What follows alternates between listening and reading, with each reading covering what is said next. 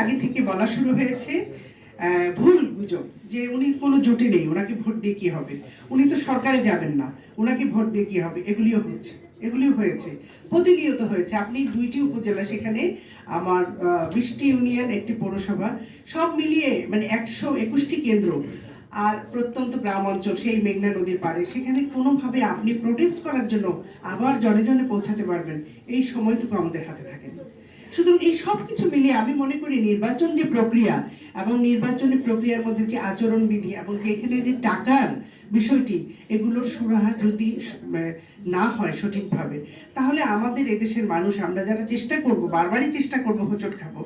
কার্যত জনপ্রতিনিধি হয়ে সৎ লোকে নির্বাচিত হয়ে পার্লামেন্টে গিয়ে জনগণের জন্য অধিকার কর্তৃত্বের যে লড়াইয়ের কথা বা অধিকার আদায়ের কথা বলা, সেটা আর হবে না। এটা ওই যে আমি মনীষা চক্রবর্তীকে ফলো করেছি, আমি তাসলিমকে ফলো করেছি, আমি আমাকে হয়তো তারা করতে পারেনি, আমি ফেসবুক অ্যাক্টিভিস্ট না, কিন্তু আমি লক্ষ্য করেছি যেটা যে এই মানুষেরা, এই মেয়েরা কাজ করতে গিয়ে যে সম্ভাবনা তৈরি করেছে, সেটাকে যদি আমরা জনসমর্থন নিয়ে, ভোট নিয়ে একদম সেটাকে আমরা চূড়ান্ত পর্যায়ে না নিতে পারি, তাহলে কিন্তু আসলে আমাদের লড়াইটা চালিয়েই যেতে হবে। সেই লড়াইটাই চালিয়ে যাব। আমি মনে করি ফোরামও আমাদেরকে সেই সুযোগটা করে দেবে। যে যাই, যত পুরনোই হোক, যতবারই হোক, কিন্তু অভিজ্ঞতা আমাদের শেখাচ্ছে বারবার।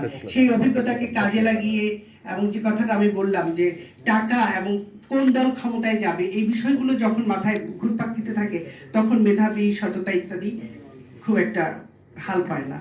এই বেহাল অবস্থা থেকে যদি আমরা সত্য কিছু উপলব্ধি করতে পারি এবং সত্য মানুষদেরকে নির্বাচিত করতে পারি, তাহলে দেশ জাতি নিশ্চয়ই কিছু ভালো পাবে। সেই লড়াইটা চালিয়ে যাব আপনাদের সাথে।